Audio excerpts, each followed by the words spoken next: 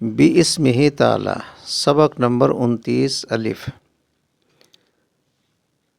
تیسری قسم کے ذوی الارحام کی تینوں صورتوں کی تخریج کا نقشہ ذیل میں ملاحظہ فرمائیں۔ پہلی صورت کی تخریج کا نقشہ ابن الاخت، ابن و ابن الاخت، اقرب کو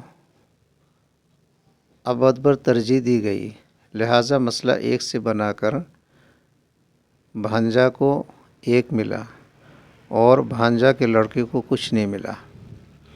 دوسری صورت کی تخریج کا نقشہ بنت ابن الاخ، ابن و بنت الاخت،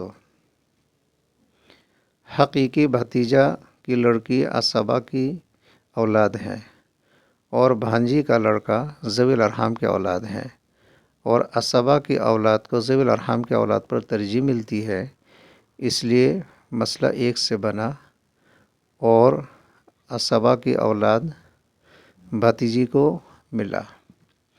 اور تیسری صورت کی تخریج کا نقشہ یہ ہے امام ابو یوسف علیہ الرحمہ کے نزدیک بنت ابن الاخ لام، ابن بنت الاخت لام، آخری فرع کی تذکیر تانیث کے اعتبار سے طلاقہ تقسیم ہوا، تین سے بنا کر اخیافی بھتیجی کو ایک اور اخیافی